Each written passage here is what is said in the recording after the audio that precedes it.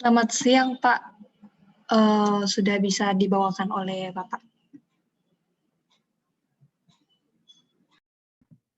Terima kasih ya, Bu Mileria ya namanya. Iya, Pak. Oke. Ya, selamat siang ya, adik-adik ya, saya panggil adik-adik aja ya, gitu ya. Nah, perkenalkan dulu, nama saya Daniel Huta Barat, gitu ya. Saya adalah salah satu dosen di jurusan Computer Engineering Universitas Bina Nusantara ya. Gitu. Jadi pada kesempatan ini saya akan akan membawakan salah satu materi ya, gitu ya, bersama-sama dengan nanti Pak Riko Wijaya ya, gitu ya. Jadi nanti saya akan membawakan yang teorinya gitu, nanti bersama Pak Riko akan membawakan yang prakteknya, gitu ya. Nah, pada kesempatan ini kita akan sama-sama belajar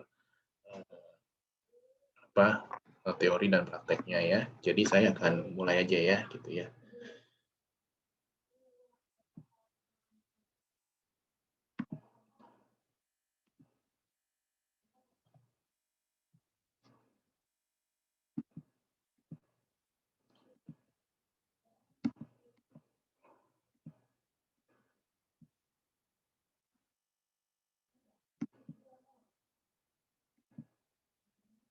Ya, oke ya. Ini udah terlihat belum ya? Ada yang bisa kasih tahu? Oh, sudah ya. Ya, thank you ya Pak Riko ya. Ini partisipan kita ada 25 orang ya, gitu ya. Ya, salam kenal ya buat semuanya ya. Jadi hari ini saya akan bawakan materi gitu ya bersama dengan Pak Riko. Tapi dari awal saya minta izin dulu ya, nanti jam 13.45 gitu ya, saya akan izin leave gitu, nanti dilanjutkan oleh Pak Riko karena saya ada keperluan lainnya gitu ya. Nah, jadi kita akan bicara mengenai dynamic routing protocol atau routing, di mana saat ini kita akan bicara mengenai routing information protocol atau RIP ya, gitu ya. Jadi kalau kita bicara mengenai routing protocol itu mungkin sebelum-sebelumnya udah pernah dibahas juga ya, gitu. Itu ada yang statik dan juga ada yang dynamic gitu ya. Nah, yang saat ini kita akan bicara yang mengenai yang dynamicnya dan khususnya berbicara mengenai routing information protocol atau RIP. Karena protokol untuk dynamic routing protocol ini juga banyak ya ininya ya protokolnya, tapi nanti kita akan lihat ya. Gitu ya.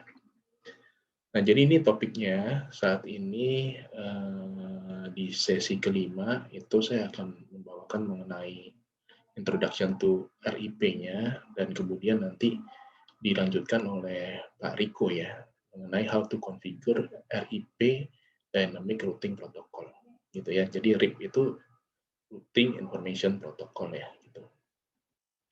Nah, jadi sebelum bicara mengenai static, bicara mengenai dynamic routing ya, mungkin kita akan sedikit review mengenai static routing ya, gitu ya.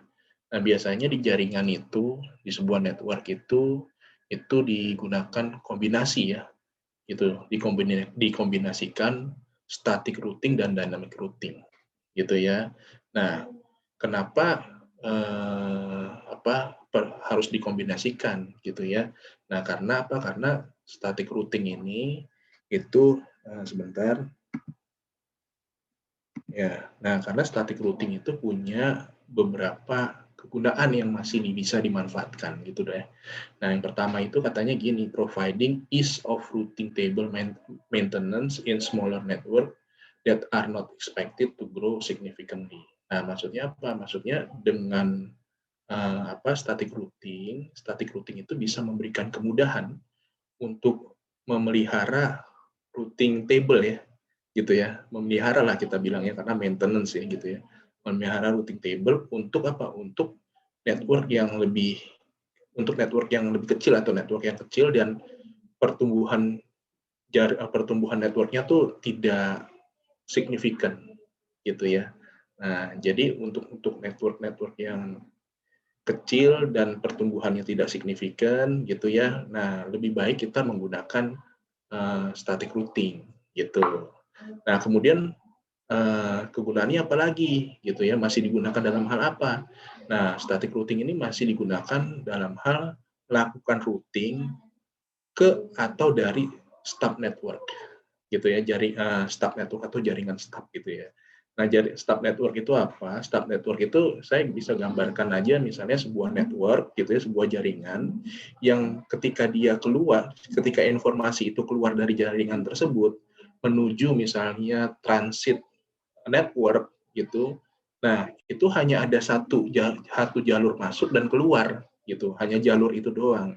Nah, jadi kalau keadaannya seperti itu, lebih baik kita menggunakan static routing dibandingkan dynamic routing gitu ya.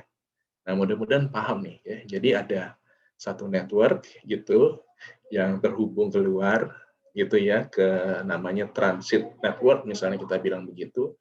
Nah, jalurnya cuma satu. Nah, kalau jalurnya cuma satu, gitu ya, mau keluar maupun masuknya, lebih baik nanti pakainya static routing, ya. Lalu kemudian apa? Kemudian kalau misalnya di sebuah network, gitu ya, nanti misalnya punya banyak tujuan di dalam table routingnya. Nah, nanti untuk tujuan yang tidak ada di dalam table routing itu, gitu, yang kita bisa bilang default route, itu kita routingnya pakai static routing gitu ya. Nah, mudah-mudahan bisa dipahami nih ya, gitu ya. Jadi biasanya tabel router itu ada beberapa path gitu ya, misalnya jalur 1, jalur 2, jalur 3, jalur 4 gitu ya. Nah, nanti setelah itu ada jalur kelima. Jalur kelima ini pokoknya intinya selain jalur 1 sampai jalur 4 gitu. Nah, selain jalur 1 sampai jalur 4, nah, itu kita namainnya default routing gitu ya. Nah, default ini, nah kita bisa pakai static routing gitu ya. Nah, itu kenapa static routing masih digunakan gitu ya. Jadi masih ada kegunaannya gitu untuk hal-hal tertentu gitu ya. Nah, lalu yang kedua, lalu yang berikutnya, nah apa sih kelebihan dan kekurangan daripada static routing ya? Yang pasti karena dia diimplementasikannya hanya ke dalam sebuah jaringan yang kecil ya. Jaringan yang kecil tuh mungkin bisa dibilang misalnya kita buat sebuah local area network ya dalam sebuah sekolah misalnya ya gitu ya. Nah, itu kita bisa bilang itu small network lah gitu ya. Nah, itu lebih mudah menggunakan static routing dibandingkan nanti dynamic routing gitu ya. Nah, jadi itu kelebihannya. Kelebihannya satu, dia easy to implement in a small network gitu ya. Jadi kalau kita ngomongin small network, ya mendingan kita pakai static routing gitu. Nah, tapi kelemahannya gitu ya, kalau tadi networknya makin lama makin besar gitu, kita tetap pertahankan pakai static routing gitu, maka ketika kita mengimplementasikannya akan sangat kompleks gitu ya. Makanya tadi di awal dibilang bahwa ya kalau misalnya jaringannya itu tidak berkembang secara signifikan, ya udah pakainya static routing aja. Tapi kalau terus berkembang gitu ya, nah kamu harus pertimbangkan pakai yang namanya dynamic routing gitu. Lalu kemudian katanya kelebihan dari static routing itu very secure gitu ya. Nah, berdasarkan ditinjau dari sisi keamanannya sangat aman gitu. Kenapa sangat aman? Karena ya katanya di sini no advertisement are sent as compared to dynamic routing protocols gitu ya.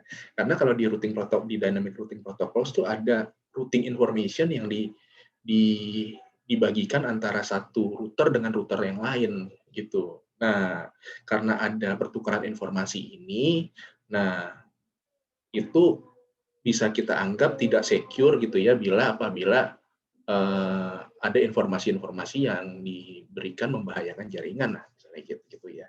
Nah, kalau yang static routing ini kan nggak begitu, nggak ada informasi yang di routing yang dipertukarkan gitu ya, sehingga dia very secure gitu. Nah, kemudian route to destination is always the same gitu ya. Jadi artinya apa? Kalau dari router A ke router B ya, dari jaringan tertentu yang terkoneksi dengan router A dengan ke router B gitu ya. Nah, ini jalurnya ya itu terus gitu. Ya, misalnya apa? Dari A mau ke C gitu ya. Dari A mau ke C, di tengah-tengahnya ini ada router B1, B2, B3, B4, B5 gitu ya. Nah, kalau yang namanya static routing itu ya mau ke C lewat aja dari A ke B1 gitu ya, baru ke C ya. Nah, itu static routing. Jadi nggak lewat mana nggak lewat yang lain-lainnya gitu ya. Kalau dynamic routing beda lagi. Dynamic routing dia bisa nanti berdasarkan informasi-informasi yang diberikan, routing informasi yang diberikan, dia bisa pilih nanti jalurnya. Oh, untuk saat ini jangan lewat B1 tapi lewatnya B2 karena lebih cepat gitu ya. Nah, karena ada informasi-informasi lainnya yang diperhitungkan yang membuat dia memilih B2 gitu ya. Nah, kelebihannya gitu ya, dia selalu sama gitu ya, karena selalu sama gitu ya tadi ya, mengimplementasikannya nggak sulit gitu ya.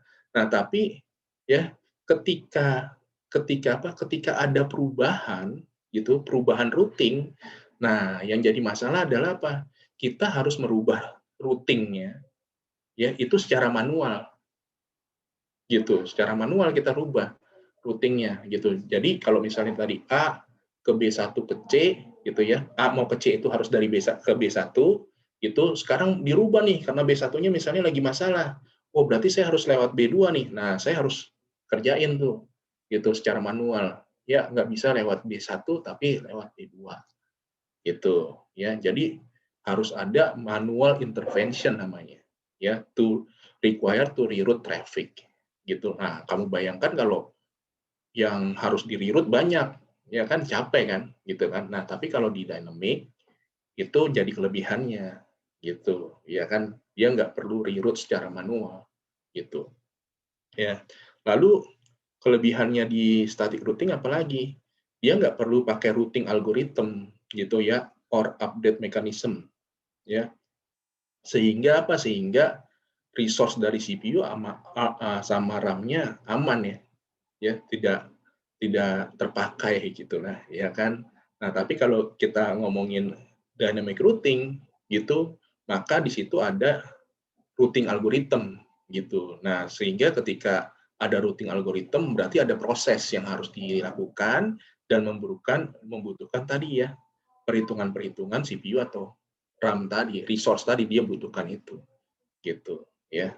Nah, jadi kelebihan di apa static routing tadi ya, seperti tadi yang saya jelasin gitu ya. Nah, kekurangannya ya bisa jadi kelebihan di dynamic routing gitu ya. Nah, selanjutnya berikutnya ya. Nah, berikutnya nih. Nah, ini kita di sini akan melihat evolusi dari dynamic routing protocols gitu ya. Jadi routing protocols ini sendiri itu sudah ada sejak tahun 1980 ya, yang namanya dynamic routing protocol gitu. Nah, protokolnya sendiri itu ada banyak macam ya. Kalau kita lihat di sini itu dibedakan menjadi dua bagian besar. Yang pertama untuk interior gateway protocols, yang kedua exterior gateway protocols. Di mana yang interior gateway protocols itu digunakan protokolnya digunakan dalam satu autonomous system gitu ya. Nah, protokol-protokol ini bisa digunakan bila jaringannya itu ada dalam satu autonomous system gitu. Nah, yang namanya exterior gateway protocol, nah ini adalah routing protokol yang digunakan antar autonomous system tadi gitu ya. Jadi di dalam autonomous system itu ada jaringan-jaringan gitu ya. Nah, protokol yang digunakan di dalam satu autonomous system itu kita namakan interior gateway protocol. Paham ya? Gitu. Jadi di dalam sebuah autonomous system itu ada banyak jaringan ya. ada banyak network yang terhubung satu sama lain, itu karena banyak networknya, maka tentu perlu ada proses routing ya, gitu, ada proses routing.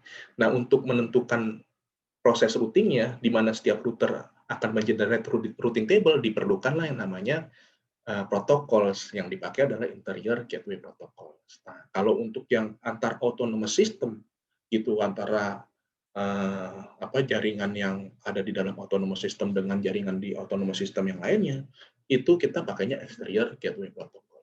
Ya. Nah, interior gateway protocol sendiri itu dibagi dua, ya. Ada yang namanya distance vector, ada yang namanya link state, gitu ya. Ini distance vector ini kita bilangnya namanya routing algorithm, gitu ya. Jadi kalau kita ngomong interior gateway protocol, routing algoritmnya ada dua. Yang pertama itu distance vector, yang kedua adalah link state. Ya, kalau exterior gateway protocol, routing algoritmnya satu, yaitu path vector, gitu ya. Ini routing algorithm ini apa sih? Routing algorithm ini ya bentuknya pemrograman, gitu ya, gitu. Nah, ini udah ada, tinggal digunakan, gitu ya. Nah, jadi yang routing algorithm ini nanti dimanfaatkan untuk ngebentuk yang namanya protokol. Nah, protokolnya itu dibagi dua juga nih. Ada yang menggunakan IP versi 4, ada yang menggunakan IP versi 6. Gitu ya. Nah, untuk yang IP versi 4 dulu nih, gitu ya. Untuk interior gateway protocol yang memanfaatkan routing algorithm distance vector itu ada dua, ya, yaitu RIP versi 2 dan EIGRP, ya. Nah, ini ada kepanjangannya ya, nanti PR nih, coba cari tahu nih ya, apa sih kepanjangannya. Kalau RIP tadi kan udah ya, Routing Information Protocol. Nah, EIGRP apa, gitu ya. Nah, nanti cari tahu ya, gitu. Nah, lalu untuk yang protokol yang menggunakan routing algoritmnya link state, itu ada OSPF versi 2, ada ISIS, gitu ya. Nah, sedangkan kalau kita ngomongin masih interior gateway protocol yang menggunakan IP versi 6, gitu ya. Nah, itu ada protokolnya, yaitu RIP-NG, ya, untuk yang menggunakan routing algoritmnya distance vector. Dan juga ada IGRP for IP versi 6. Ya.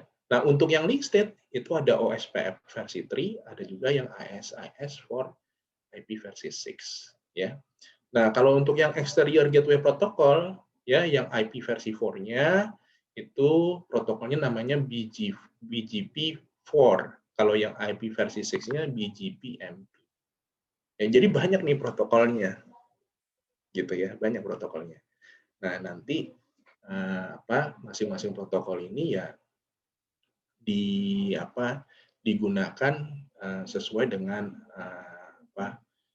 dengan kebutuhan masing-masing, gitu ya. Oke, lanjut ya. Nah, jadi sebenarnya kalau kita bicara mengenai dynamic routing protocol, tujuannya itu apa sih, gitu ya? Kita pakai dynamic routing protocol itu ya. Nah, katanya gini, routing protocol itu sebenarnya digunakan untuk memfasilitasi pertukaran routing informasi routing between routers, antara routers ya, gitu ya. Jadi ingat lagi ya, routing protocols itu apa? Routing protocols itu sebuah protokol ya, yaitu algoritma tadi, gitu ya, yang digunakan untuk apa? Untuk memfasilitasi pertukaran informasi routing itu antar router, gitu. Jadi kalau misalnya ada router 1 sama router 2, gitu, router ini kan sebenarnya kan benda mati ya, gitu ya. Nah, karena dia benda mati, ya dia harus punya protokol tertentu ketika dia komunikasi, gitu. Nggak kayak kita manusia gitu. Kalau kita manusia kan ya kita ngomong, kita bisa saling mengerti, gitu kan. Nah, kalau router gitu ya, kalau nggak dikasih protokol dia nggak akan bisa ngomong, gitu, nggak bisa berkomunikasi satu sama lain. Nah, makanya dikasihlah protokol gitu supaya bisa ngomong. Tapi untuk router ini secara khusus yang diberikan namanya routing protokol gitu, protokol untuk membangun sebuah routing table gitu ya, atau protokol yang digunakan untuk saling berbagi informasi mengenai routing information tadi gitu ya. Nah, jadi dynamic routing protocol itu tujuannya apa? Yang pertama, discovery of remote networks ya. Artinya apa? Artinya dia bisa menemukan ya jaringan gitu ya yang tidak terhubung langsung dengan dia gitu ya. Dia bisa menemukan jaringan yang ada di tempat yang jauh lah gitu ya. Oh, saya tahu tuh kalau ke sana berarti routing saya harus lewat mana gitu. Nah, dengan routing protokol ini, dynamic routing protokol ini, saya bisa tahu gitu ya, untuk terhubung dengan jaringan yang ada di tempat jauh itu lewat mana gitu ya. Jadi discovery of remote networks. Lalu maintaining up to date routing information. Jadi dengan adanya dynamic routing protocol ini, itu routing information ini itu di-create sama routing protokol, dibagi-bagiin gitu. Nah, supaya apa dibagi-bagiin? Ya supaya informasinya update gitu.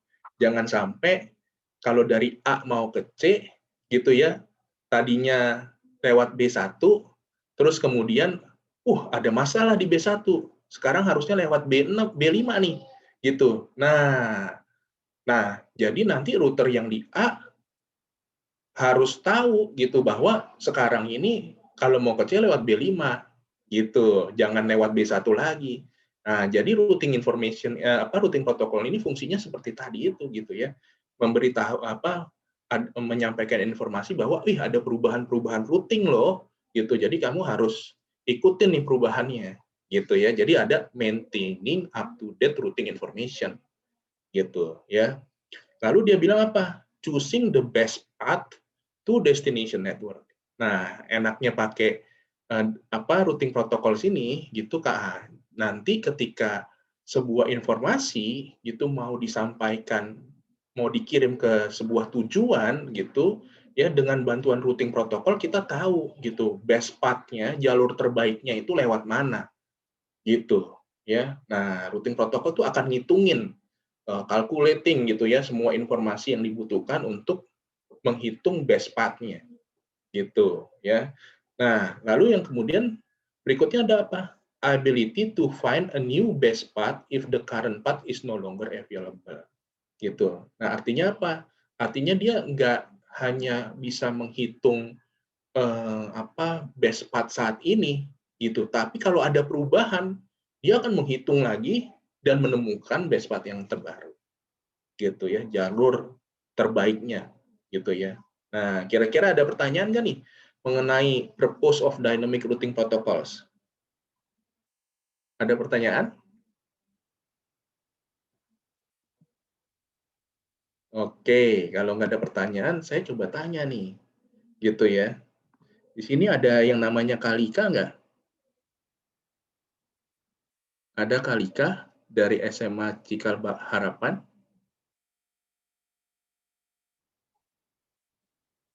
Ada nggak ya? Nggak ada ya?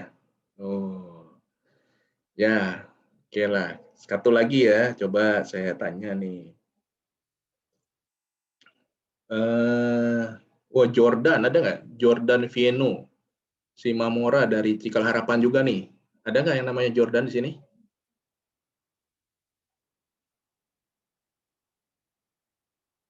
Nggak ada yang namanya Jordan? Oh, Ada, Kak. ada Jordan. Jordan saya boleh tanya ya. Jordan kelas berapa Jordan?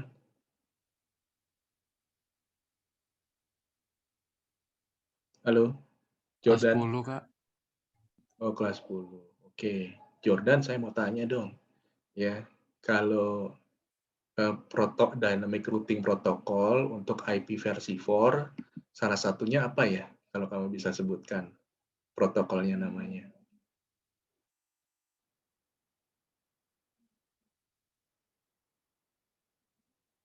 Wah, tahu nggak?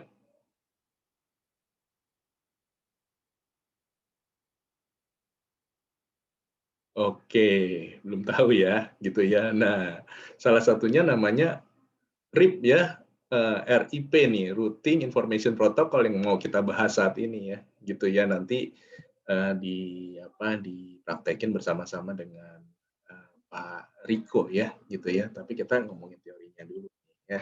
Nah, yuk coba diikutin ya, gitu ya penjelasannya nih ya, gitu. Nah, oke, thank you ya, Jordan ya. Oke, next-nya ya. Next-nya, gitu ya. Nah, udah tahu ya nih ya, kenapa kita pakai Dynamic Routing Protocol ya, gitu ya. Nah, tentu ada tujuan-tujuan tertentu lah, gitu ya, yang intinya memudahkan kita gitu untuk melakukan routing gitu ya dari satu network ke network yang lainnya gitu ya.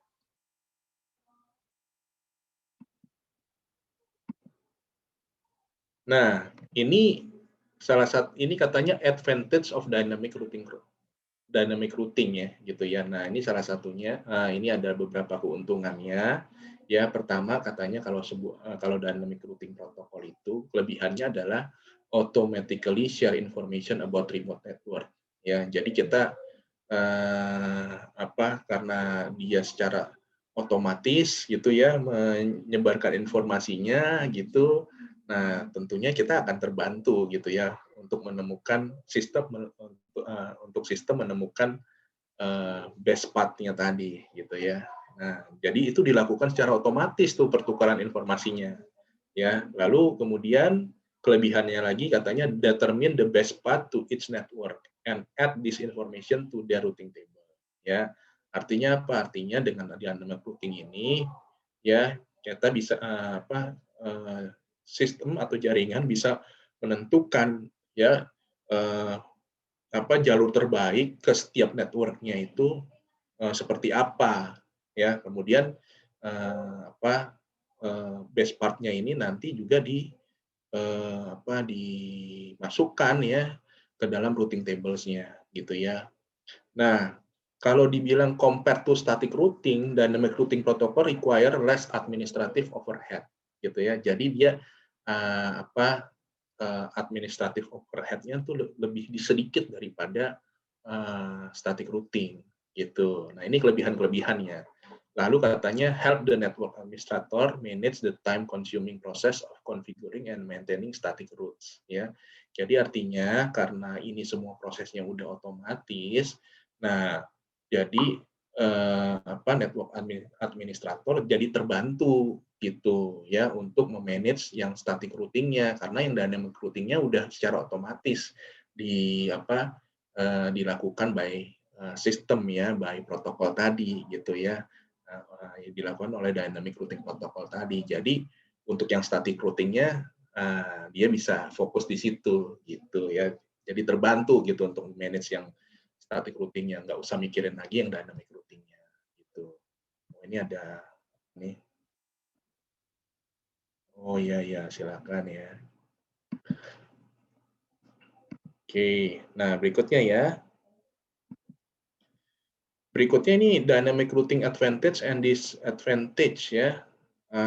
Ya, ini perbedaan, ini kelebihan dan kekurangannya. Yang pertama dia bilang suitable in all topologies where multiple routers are required. Ya, jadi di topologi apapun ya dynamic routing bisa diimplementasikan, ya kan? Tapi dia juga disadvantage-nya can be more complex to implement. Ya, tetap aja kalau dia artinya masih bisa lebih kompleks ya. Maksudnya gini deh, can be more complex to implement artinya ya namanya kita dalam sebuah jaringan gitu ya, jaringannya besar, tentu kompleksitasnya juga lebih besar gitu. Nah, tapi tetap aja kalau dibandingin sama static routing gitu, tentu masih tetap lebih kompleks static routing gitu dibandingin sama yang dynamic routing ya. Generally independent of the network size ya, artinya apa? Generally independent of the network size-nya artinya artinya mau size-nya itu mau sebesar apapun gitu ya, pakai dynamic routing itu ya tentu adalah solusi yang terbaik kalau kita ngomongin routing ya gitu ya. Tapi tentu masalahnya adalah less secure ya. Nah, kemudian kelebihannya dia automatically update topologi to reroute traffic if possible ya. Jadi dia punya kemampuan adaptasi untuk secara otomatis gitu ya untuk melakukan rerouting gitu ya. Nah, disadvantage-nya ini ya, routes depends on the current topology, terus requires additional CPU, RAM, and link bandwidth ya gitu ya. Nah, itu kenapa butuh CPU, RAM, and link bandwidth ya tadi ya. Pertama, dia ada jalanin routing algorithm itu sebuah proses yang tentunya menggunakan CPU dan RAM. Lalu kenapa pakai link bandwidth? Requires link bandwidth karena adanya informasi yang dipertukarkan gitu. Kelamaan nih saya ya.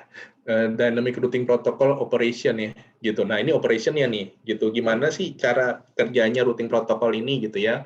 Nah, in general katanya operation of dynamic routing protocol can be described as follow gitu ya. Nah, ini dideskripsikan sebagai berikut nih ya. Pertama katanya routernya itu mengirim dan menerima routing message ya melalui interface-nya dia gitu ya. Nah, jadi dia mengirim dan menerima routing message melalui interface-nya dia. Lalu kemudian router tersebut shares routing message and routing information with other routers that are using the same routing protocol. Ya. Nah, jadi dia ini router ini juga tadi ya selain send and receive routing message, dia juga share routing message-nya dia dan routing information-nya ke router yang lain gitu ya, yang tentunya menggunakan routing protokol yang sama. Lalu kemudian router exchange routing information to learn about remote network. Nah, setelah tadi routernya itu men-sharing tadi routing message dan routing information gitu ya. Nah, dia juga belajar gitu tentang remote network gitu ya. Nah, lalu kemudian setelah dia belajar, dia deteksi ada nggak yang berubah gitu. Kalau ada yang berubah, dia akan advertise nih perubahannya gitu ke other routers gitu ya. Jadi operation-nya sih seperti itu, yang pasti ada pertukaran informasi, terus kemudian dipelajarin, kalau ada berubah ya dia kirim perubahannya gitu ya, informasi perubahannya gitu. Nah, jadi kalau kita bilang yang terjadi itu kira-kira begini. Nah, misalnya nih ada 3 router gitu ya, di mana tiap router ini ya, misalnya ini router 1 terhubung dengan network 10.100 dan 10.200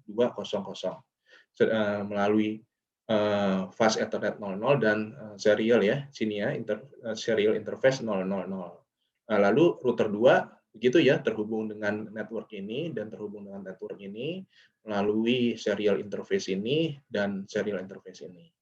Network 3 juga begitu ya. Nah, jadi ketika dia cold start gitu ya, ketika dia hidup, maka yang pertama kalau router 1 dia akan melihat nih katanya R1 adds the 10.100 network available through interface fast Ethernet 00 and 0200 is available through internet face serial 000 ya. Artinya gini, artinya nanti ketika dia nyala itu dia akan terima informasi bahwa apa? Oh, dia terhubung langsung dengan 10.100 melalui FA00. Nah, dia nulis gitu di sini. Dia isi routing table-nya. Karena terhubung langsung, maka hop-nya gitu ya, jaraknya itu 0, dia bilang gitu. Ya. Lalu dengan network mana lagi dia terhubung langsung? Oh, dengan network ini, 10.200. Nah, dia tulis 10.200. Ya. Nah, terhubungnya lewat interface mana? S000 ya. S000 ditulis di sini, hop-nya 0. Ya. Jadi kalau network yang terhubung langsung pasti hop-nya 0. Lalu R2 nih.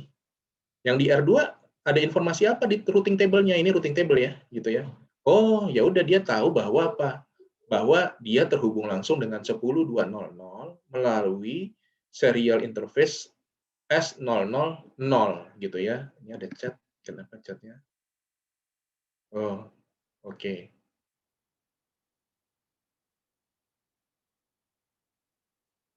Oke, ya.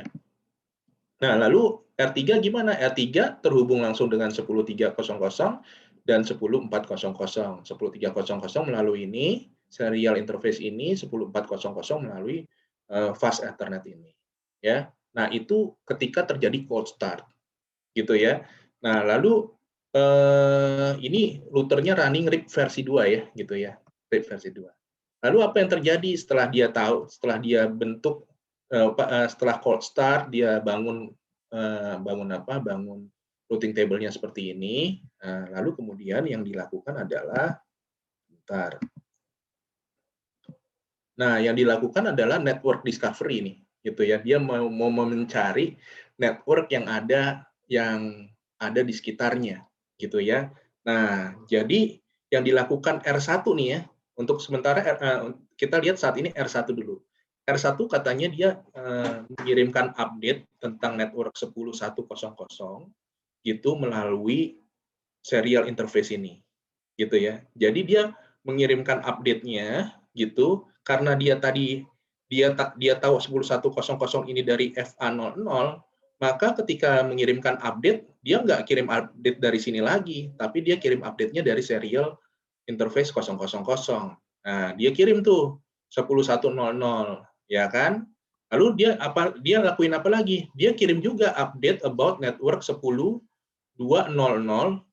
out the fast Ethernet 00 interface. Nah, artinya apa?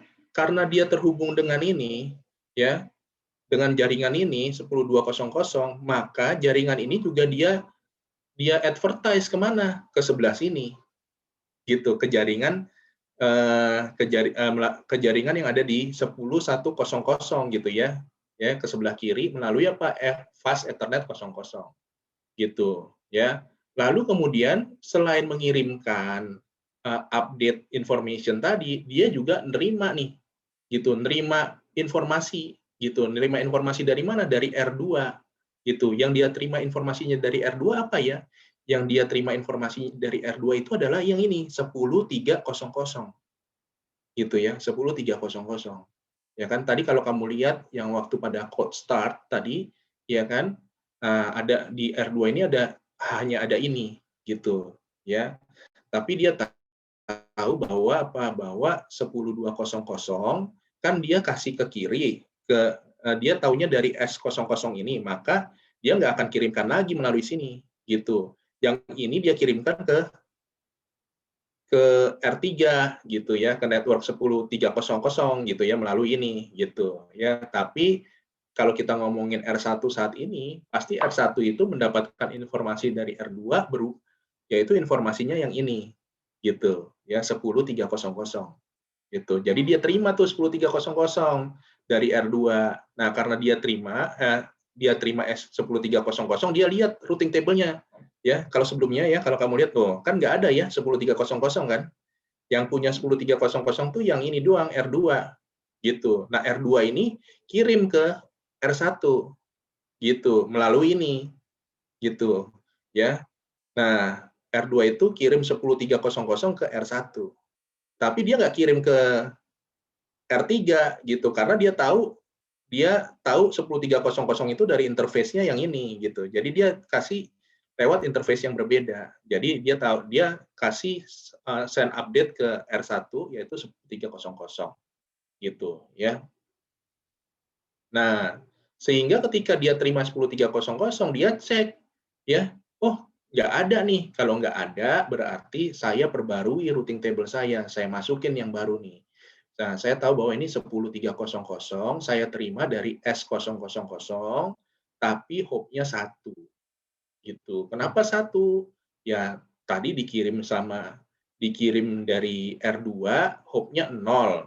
Kalau saya terima, berarti saya tambahin 1 hop-nya, jadi 1. Gitu.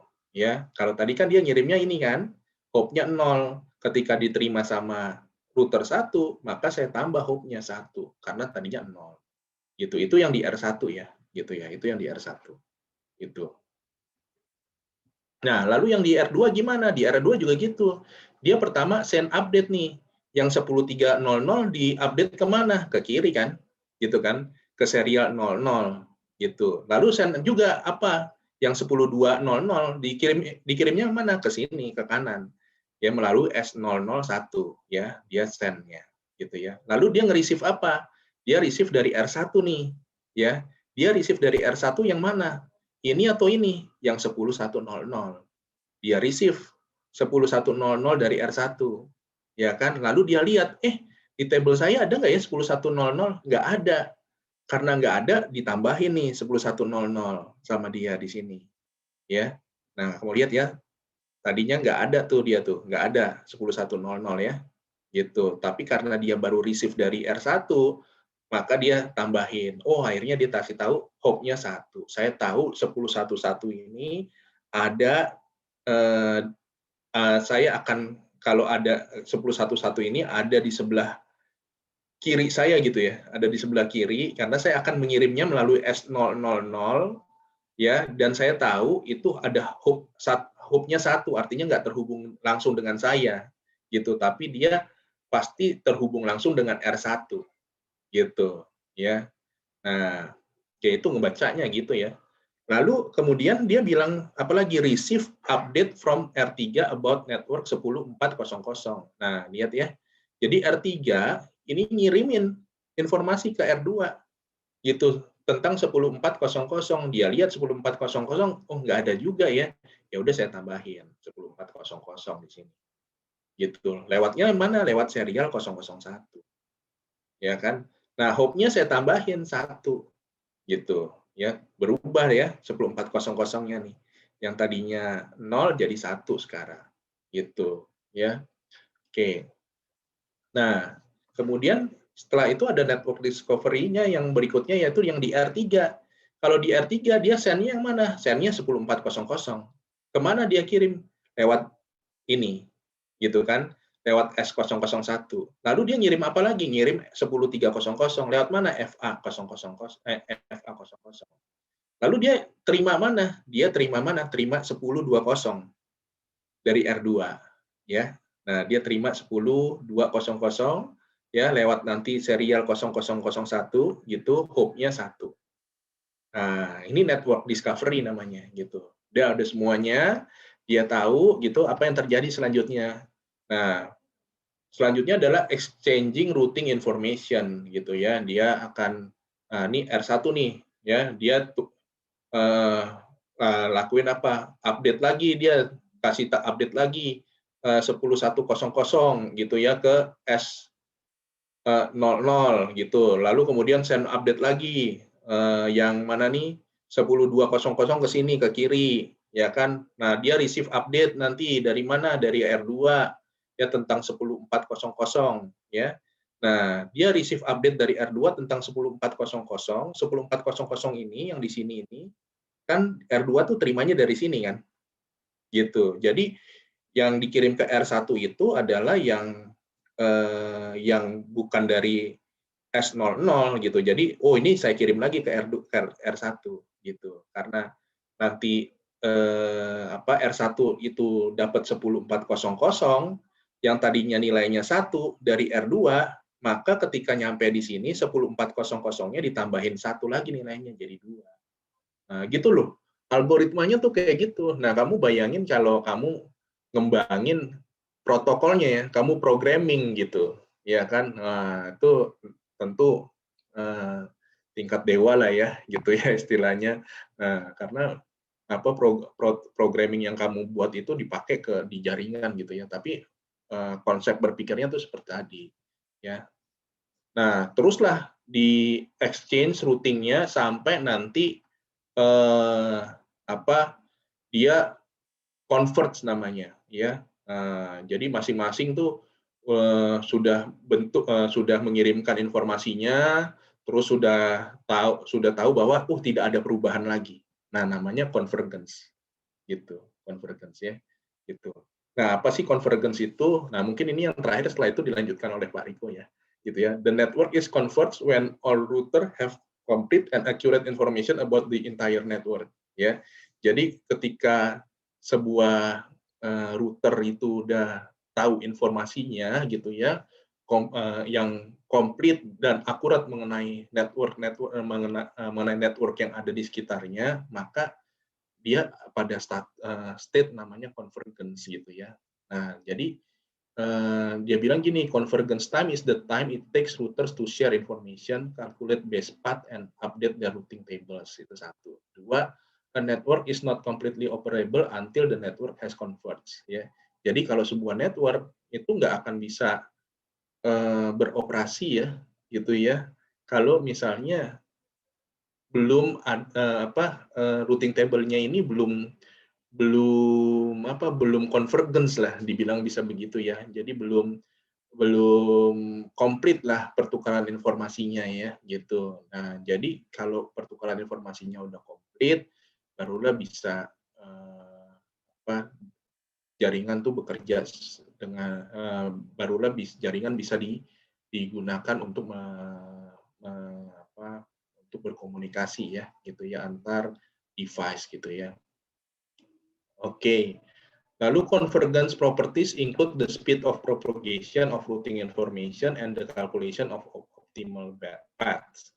Jadi kalau dia udah converge, ya maka di situ ada ada informasi mengenai speed of vision ke router-router yang ada di tetangganya gitu ya. Lalu calculation of optimal paths. Jadi ada perhitungan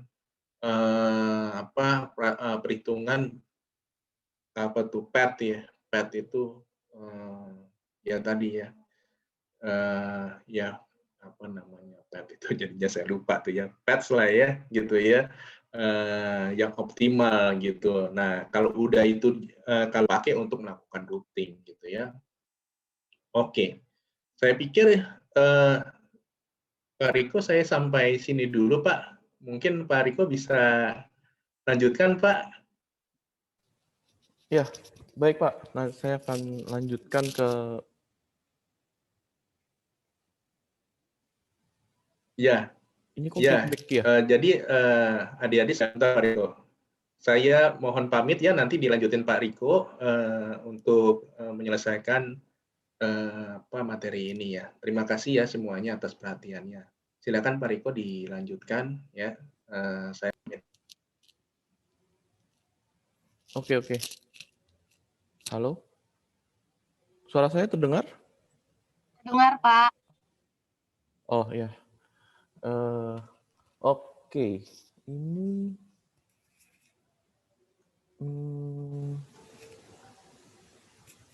Oke ya. Sebentar. Aduh.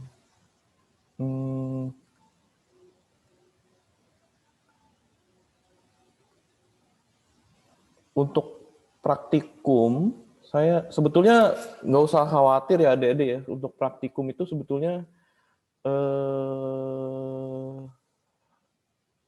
nggak susah lah ya. Karena tadi kan yang Pak Daniel jelaskan itu protokol RIP-nya ya, bagaimana RIP bekerja seperti itu ya. Kalau untuk praktikum sebetulnya kita sangat mudah ya. Jadi kita tinggal mengkonfigurasikan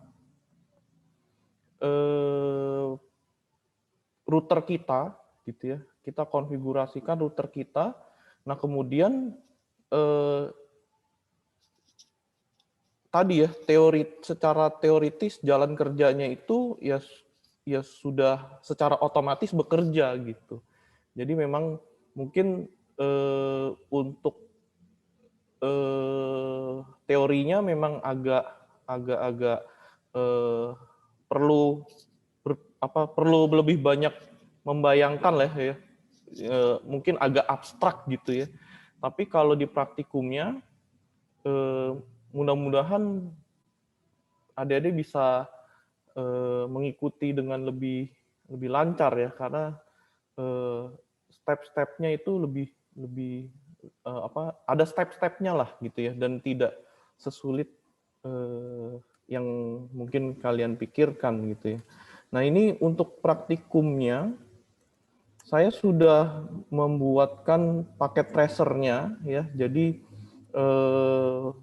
kita nanti bisa fokus bagaimana mengkonfigurasikan router kita supaya bisa berkomunikasi aktif gitu ya dengan menggunakan RIP tadi. Nah, kita akan coba, saya akan share. Jadi sebentar, saya copy dulu.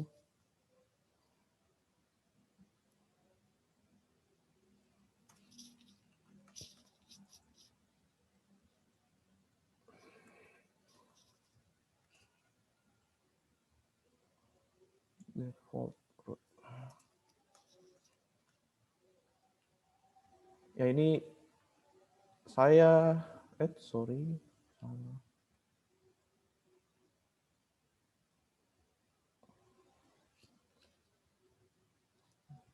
Saya share di chat ya. Ada 2.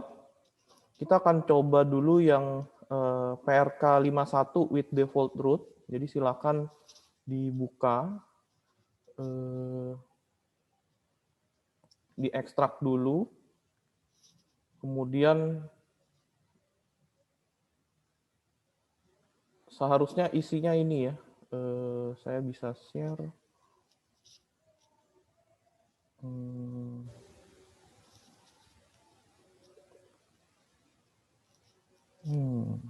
Sebentar.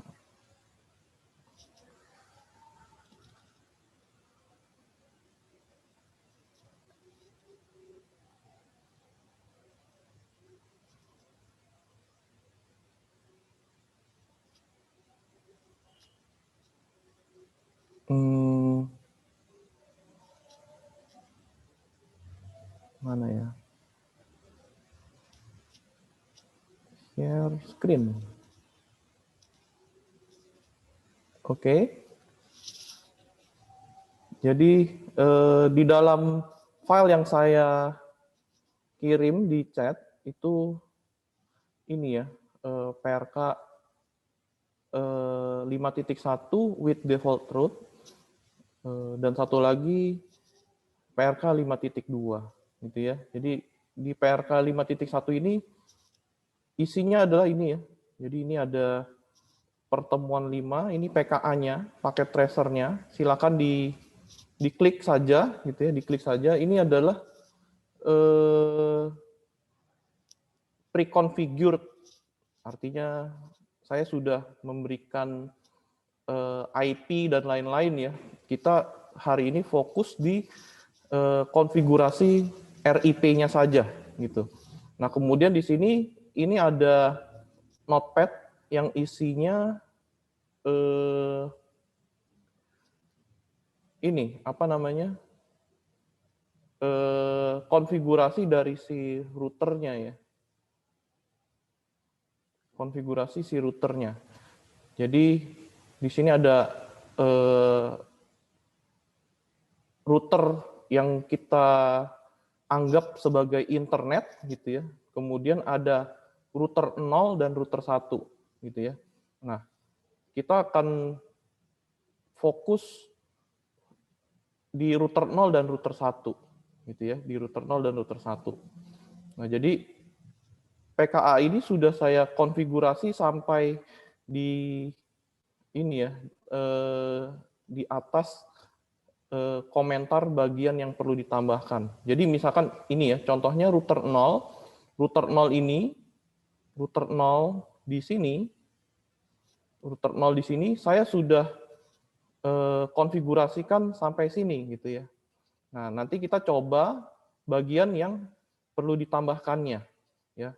Bagian yang perlu ditambahkan ini adalah bagian mengkonfigurasi RIP-nya gitu ya. Kalau kalian perhatikan, ini sebetulnya yang di atas ini adalah konfigurasi standar ya ketika kita memberikan IP di router gitu. Nah, jadi kalau kita lihat di sebentar.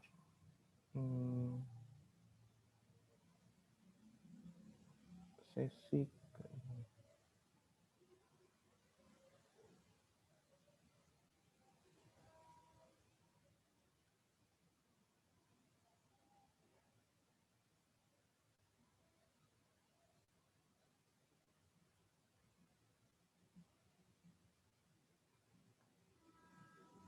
di PowerPoint-nya sebetulnya ini ya, ada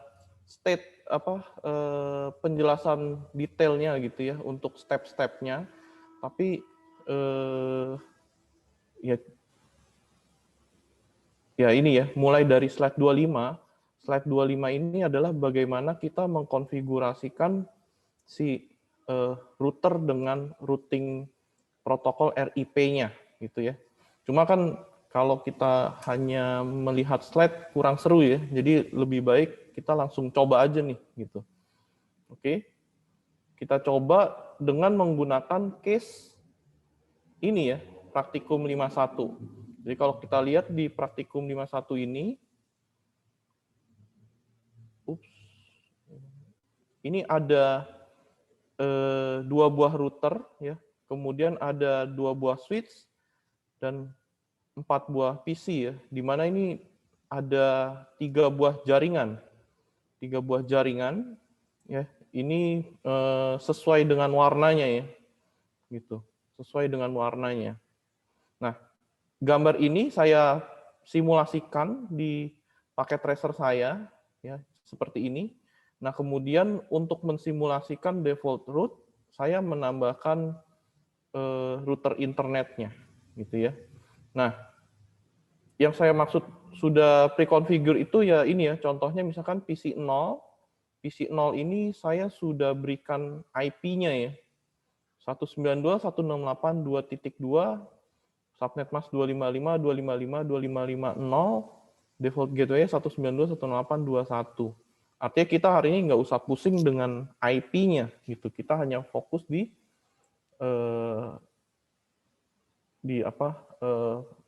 routernya saja gitu ya. Nah, ini kalau kita lihat, kalau kita cek saat ini kondisi router ini belum ada routingnya ya. Jadi kalau misalkan balik lagi ke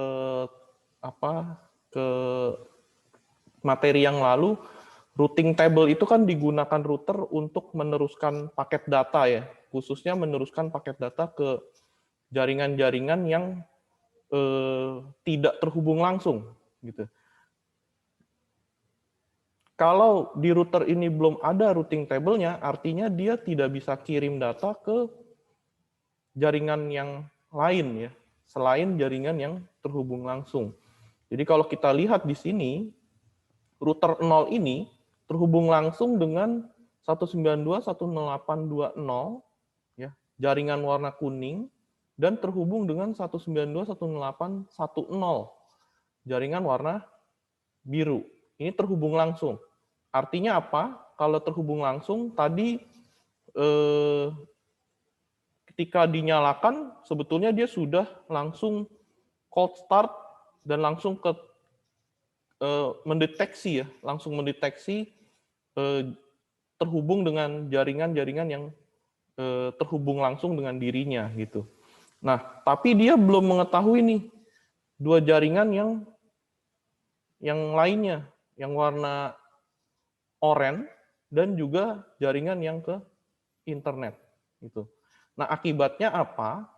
Kalau kita cek misalkan kita ingin kirim data ke PC 2 yang ada di jaringan oranye. PC 2 ini kalau kita lihat ya, IP-nya adalah 192.168.3.2 ya. Nah, kita cek apakah dari PC 0 bisa kirim data ke PC 2. Caranya dengan melakukan ping. Ya. Nah, ini kalau kita lihat, dia tertulis mendapat balasan reply from 192.168.21 destination host unreachable. Nah, ini di sini kita lihat kesimpulannya adalah paket loss 100% ya. Jadi dari PC 0 kirim paket data ke PC 2 sebanyak 4 paket, tapi ternyata loss semua gitu. Ya wajar, ini wajar. Kenapa wajar? Karena tadi yang saya bilang, R0 ini baru mengenali jaringan-jaringan yang terhubung langsung saja gitu ya. Nah, kita harus men-setting routing table-nya. Routing table-nya yang kita ingin kali ini adalah si RIP ya. Kita ingin menggunakan RIP. Nah, caranya gimana? Untuk mengkonfigurasi RIP ya, untuk mengkonfigurasi RIP. Nah, kita perlu mengaktifkan protokol RIP-nya gitu. Yaitu dengan komen router RIP gitu. Nah, kemudian selanjutnya adalah kita perlu mengaktifkan RIP versi 2 gitu ya. RIP versi 2 ini pengembangan lebih lanjut dari RIP versi pertama ya. RIP versi 2 ini yang lebih recommended lah gitu. Karena RIP versi 1 memiliki kekurangan ya. Memiliki kekurangan dia tidak bisa digunakan pada jaringan-jaringan yang sudah di subnetting ya gitu. Jadi pertama kita hidupkan protokol RIP-nya gitu ya. Artinya kita konfigurasikan, hey router 0, kamu harus berkomunikasi dengan router lainnya menggunakan RIP versi 2 gitu ya. Kira-kira seperti itulah 2 komen ini ya. Nah, kemudian setelah itu kita perlu menyatakan jaringan mana yang ingin dikenalkan ke router tetangganya gitu ya. Jadi kalau kita lihat di sini, jaringan yang wajib diperkenalkan ke router tetangganya itu adalah jaringan-jaringan yang terhubung langsung dengan router tersebut gitu ya. Jadi di router 0 kita harus mengetikkan network 192.168.10 ya. Ini adalah jaringan yang warna biru ya. Dan jaringan 192.168.20 adalah jaringan yang warna kuning ya, yang warna kuning.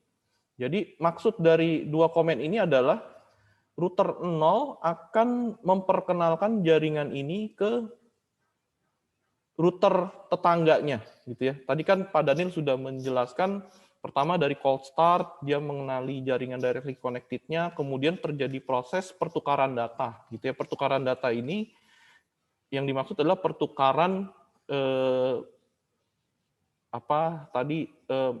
metrik ya, hop count, kemudian juga jaringan yang terhubung di router tersebut gitu ya.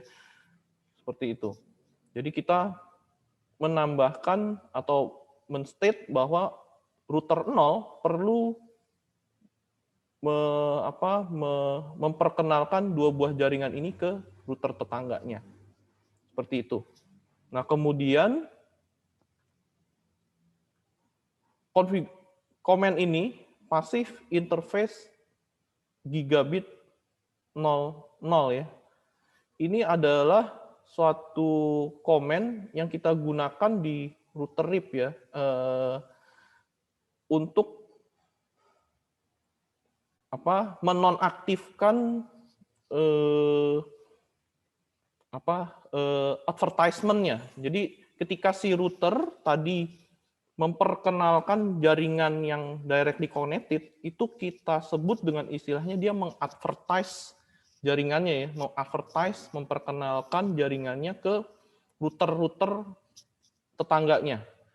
Nah, sedangkan passive interface itu kita men-setting di interface itu tidak perlu dilakukan advertisement.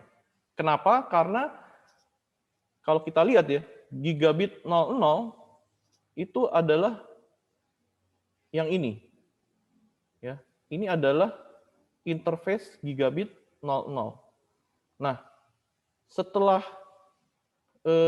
kalau kita lihat ya, di jaringan warna kuning ini kan sudah tidak ada router lagi ya. Betul nggak? Dari router 0 langsung ke switch dan jaringannya. Artinya apa? Sebetulnya router ini tidak perlu mengadvertise jaringan yang directly connected-nya ke jaringan yang ini, gitu ya. Nah, makanya itu kita buat interface itu menjadi pasif, gitu ya.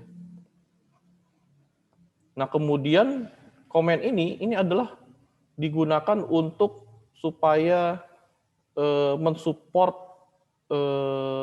VLSM ya, variable length subnet mask. Tapi sebetulnya itu tidak diterapkan ya di sini VLSM-nya, tapi menjadi satu konfigurasi standar lah ya, kita menghidupkan itu gitu. Nah, memang kalau kita kulik lagi gitu ya lebih dalam, konfigurasinya bisa sangat advance gitu ya. Nah, jadi caranya gimana? Jadi adik-adik tinggal ke ini ya, ke configuration mode. Caranya adalah kalau kalian masih di mode yang ini ya, masih ingat ini mode apa kalau ditandai dengan ini? Ini mode, ada yang ingat mode apa?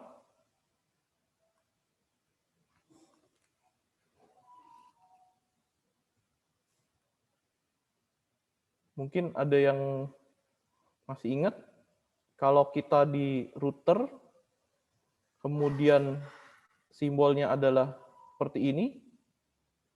Ada yang ingin menjawab? Mungkin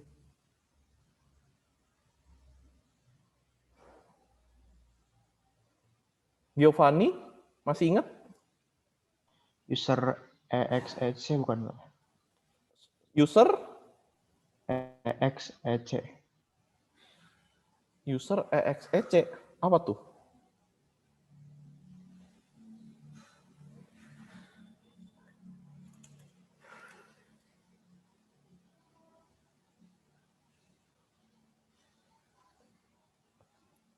User, kan kita ada user, ada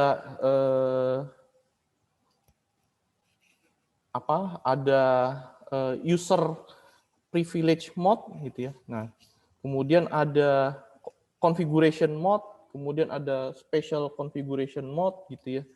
Nah, ini adalah user exec mode ya, executive mode. Nah, kemudian kita pakai command N gitu ya. Ini adalah untuk yang privilege mode, user privilege mode-nya gitu. Nah, kemudian kalau kita ingin masuk ke, atau kita ingin mengkonfigurasikan router untuk komunikasi RIP, kita harus masukkan komen configure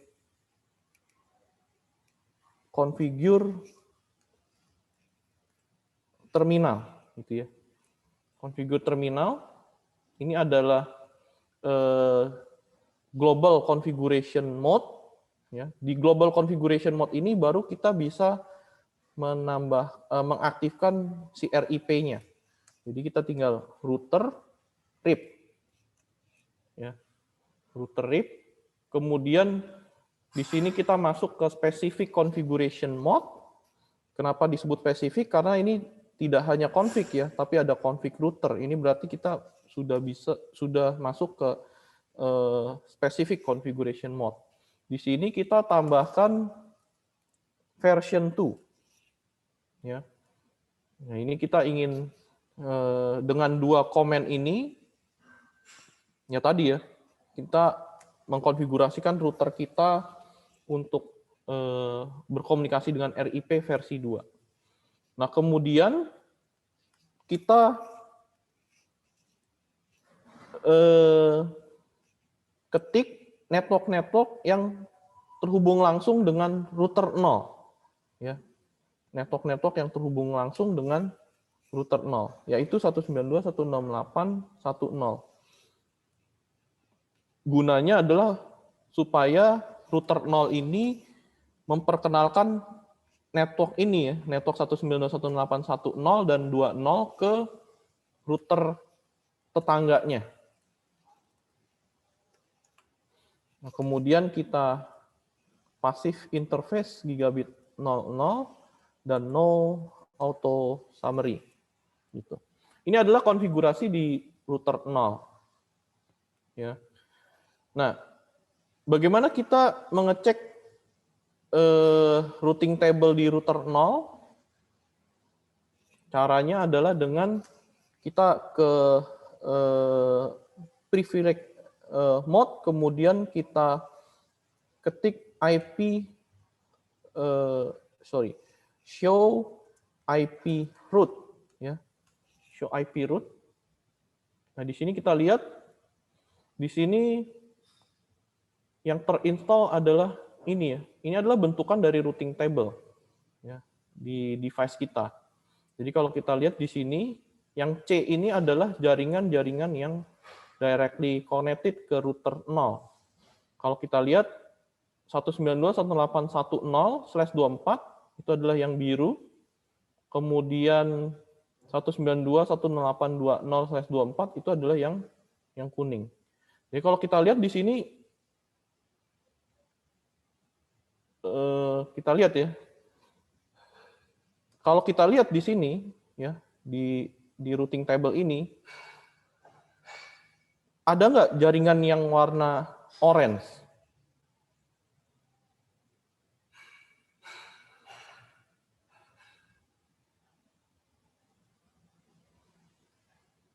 Mungkin Zefania?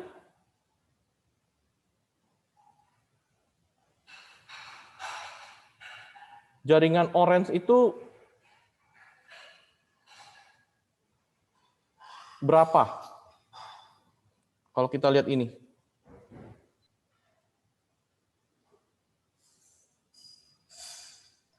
3. 3.0 ya, 192.168.3.0/24. Nah, kalau kita cek di routing table ini, ada nggak yang 3.0/24?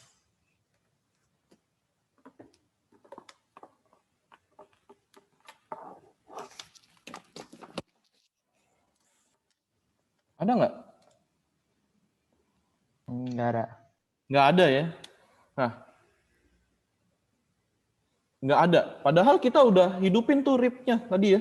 Kita udah masukin komen ini nih, RIP dan lain-lain. Kenapa nggak ada? Kenapa nggak ada? Kenapa dia belum mengenali ini? Ada yang tahu nggak jawabannya kira-kira?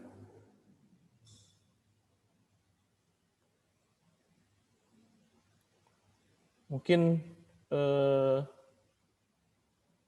dari Cikal Harapan ya, Jordan, Vieno, kira-kira tahu nggak kenapa ya? Ternyata saya sudah masukin nih, saya sudah aktifin RIP-nya. Tapi kalau kita lihat di routing table-nya, dia belum mengenali jaringan 3.0.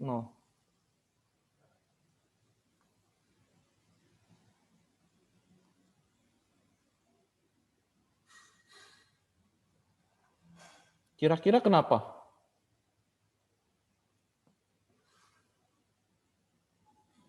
Kenapa dia belum mengenali ini?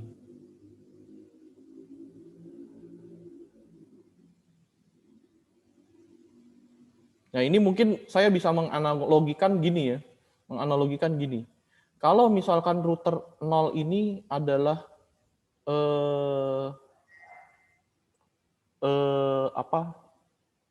pos satpam ya. Ini adalah pos satpam ya, router 0 dan router 1. Router itu pos satpam gitu ya. Misalkan ini adalah pos satpam. Nah, kemudian di sini ada satpamnya nih. Ada satpamnya. Di satpam di router 0 ini satpamnya orang bule nih. Orang bule ya.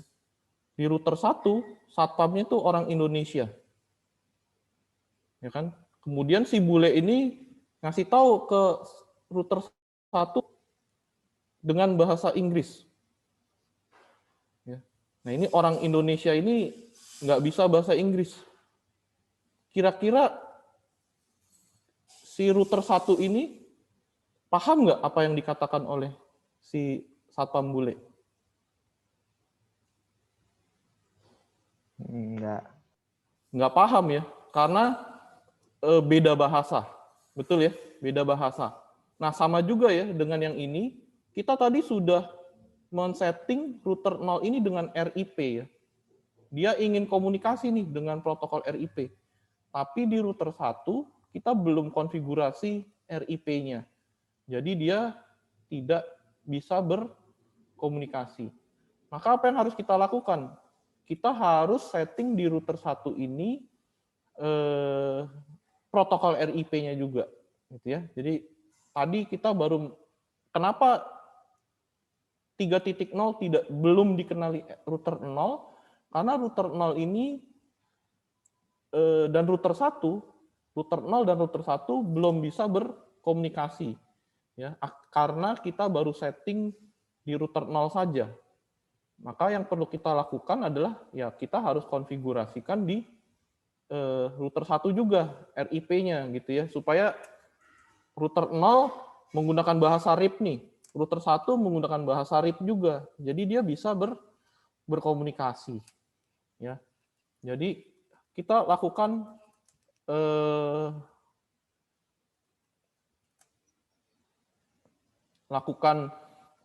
mirip-mirip tapi agak beda gitu ya. Miripnya di mana? Miripnya di sini ya. Awal-awal masih sama, router RIP, kemudian kita version 2 ya. Karena kan memang kita ingin dia berkomunikasi dengan RIP versi 2 gitu ya. Nah, kemudian agak bedanya adalah jaringan yang di advertise-nya. Jaringan yang di advertise-nya kalau dari sisi router 1 dia harus memperkenalkan jaringan yang warna biru dan jaringan yang warna orange. Maka di sini kita ketiknya adalah network 192.168.10 dan kemudian network 192.168.30. Gitu ya. Seperti itu. Kemudian kalau kita lihat di sini di router 1 di interface ini ya, di port yang ini gigabit 01 ini kan tidak ada router lagi ya, tidak ada router lagi sehingga kita perlu melakukan passive interface di gigabit 01. Kemudian kita no auto summary. Gitu. Nah, kita cek lagi ya di router 0 ya, di router 0 kita show IP root. Nah, barulah si router 0 ini mengenali 30/24. Ya, ini kita bisa identifikasi jalur ini didapat melalui protokol RIP dengan kode R ini ya. Jadi kalau kita lihat di routing table ada indikator R, maka artinya alamat routing table ini didapatkan dari protokol RIP. Gitu. Nah, di sini kita bisa lihat nih, R0 sudah kenal 192.168.30/24. Nah, kita coba juga cek di router 1 ya. Di router 1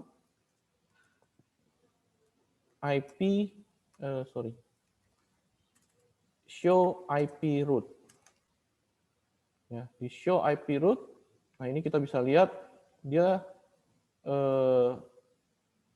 mengenali 20 ya.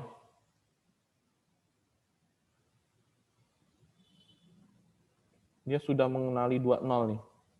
Ya, artinya apa? Router 0 ini udah tahu nih jaringan ini, router 1 juga udah tahu jaringan ini. Nah, kita tes lagi ya, kita ping ke 32 ke jaringan ini. Ya. Nah, maka kita, ya ini di awal-awal memang seperti ini ya, karena kalau kita pelajari lagi, Kenapa terjadi RTO? Karena adanya ARP. Tapi kalau kita ping sekali lagi, nah ini dari 4 paket ini kita berhasil terkirim semua ya, dari PC 0 ke PC 2. Di sini kita bisa lihat send 4, receive 4. Artinya 0% loss. Paketnya sampai gitu ya. Ini sampai ke sini. Nah, inilah RIP Dynamic Routing RIP ya, Routing Information Protocol. Nah, kalau sudah seperti ini artinya kita juga bisa ping dari semua ini ya, dari semua host. Misalkan di PC 1 kita ingin cek apakah dia bisa ping ke 192.168.3.2. Ini kalau kita tes dengan kondisi seperti ini, maka semua device itu bisa ya di jaringan ini nih, di jaringan warna kuning, warna biru, dan warna orange, itu bisa berkomunikasi. Permasalahannya adalah apakah jaringan ini bisa ke internet gitu ya. Ini adalah simulasi internet.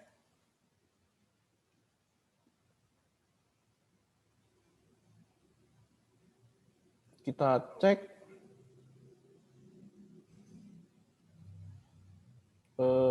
IP-nya adalah 100.100.101 ya. Jadi kalau kita coba ping 100.100.101 gitu. Nah, maka dia masih destination host unreachable. Artinya apa? Jaringan ini sudah bisa berkomunikasi dengan LAN, tapi belum bisa komunikasi dengan internet. Gitu. Seperti itu. Nah, gimana supaya kita bisa komunikasi dengan internet? Caranya adalah ya, kita menerapkan default routing. Ya. Nah,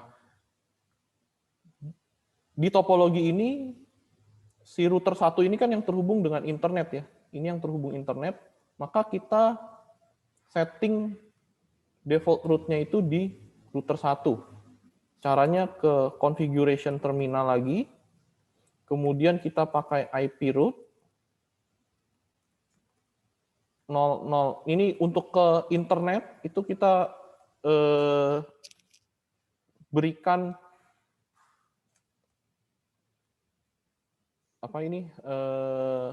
network address dan subnet mask-nya 0.0.0.0 ya gitu.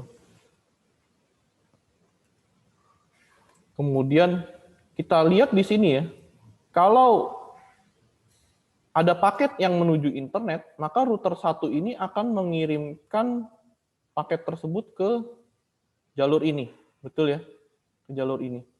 Nah, kita lihat jalur ini adalah serial 000. Maka kita ketik seperti ini. Ya. Ini ada warning, tapi tidak masalah gitu ya, karena kita yakin bahwa hubungan antara router 1 dan internet itu adalah point to point ya. Jadi kita bisa abaikan warning ini. Nah, kemudian kalau kita cek routing tabelnya ya, show IP route. Nah, ini sudah tertambah ya, bertambah ya, ada jalur ke internet. Gitu. Ada jalur ke internet. Nah, pertanyaannya adalah apakah di router 0 secara otomatis terkonfigurasi? Kita perlu cek nih. Cara ngeceknya kita ke router 0, kita show IP route ya. Nah, kalau kita lihat ternyata di router 0 belum ada ya.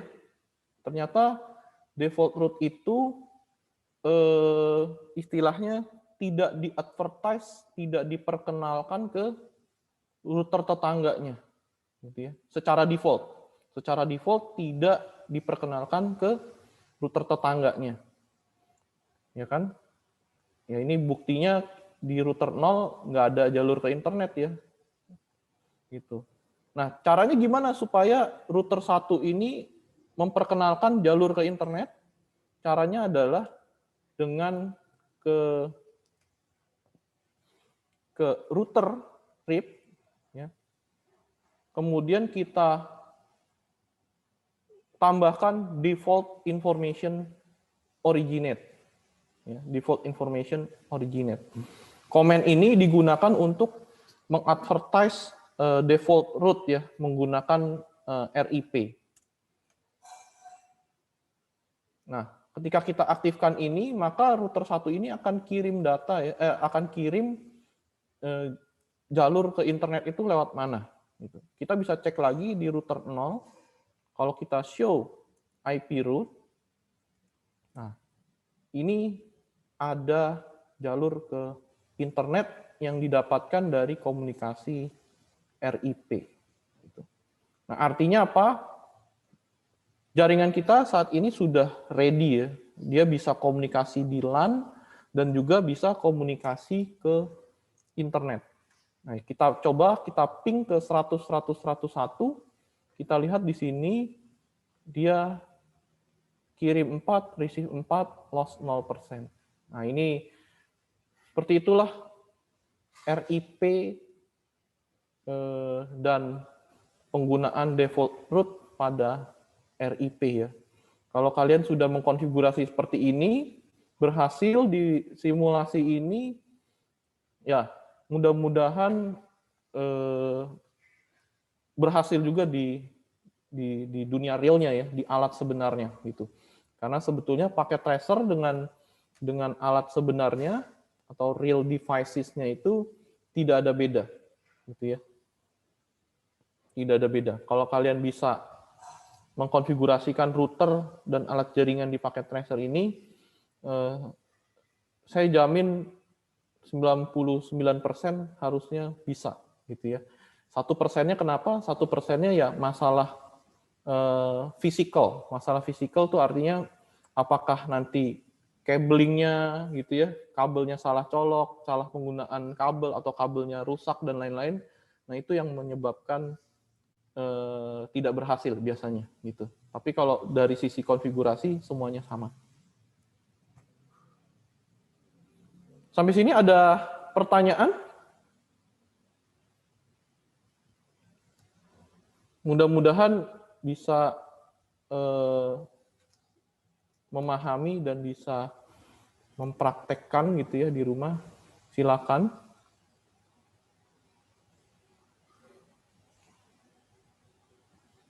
Cukup bisa memahami, mudah-mudahan ya.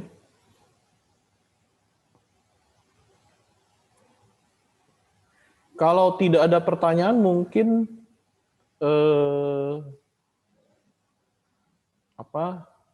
ya kalian bisa ini ya mengerjakan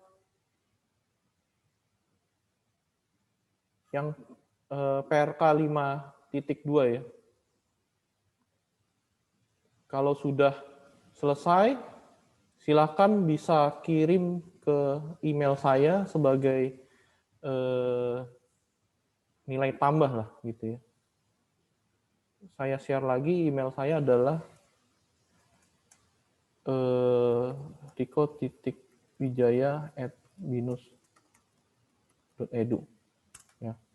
Silakan ya, kalian kerjakan PRK 5.2, kalian kirim ke saya sebagai nilai tambah untuk nilai tambah ekstrakurikuler ini. Ya silakan kalau ada kesulitan, ada pertanyaan gitu ya, bisa diskusi juga lewat grup WA ya. Oke?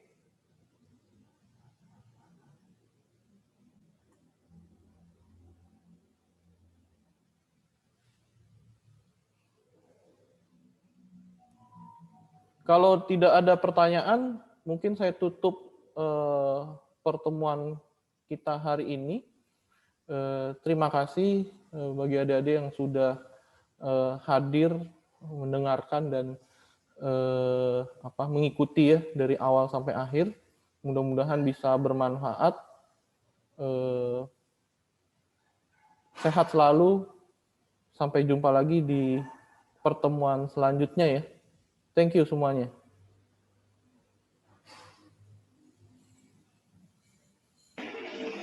Terima kasih, Pak. Ya, sama-sama. Saya stop share-nya ya. Iya, Pak. Kemudian, oke.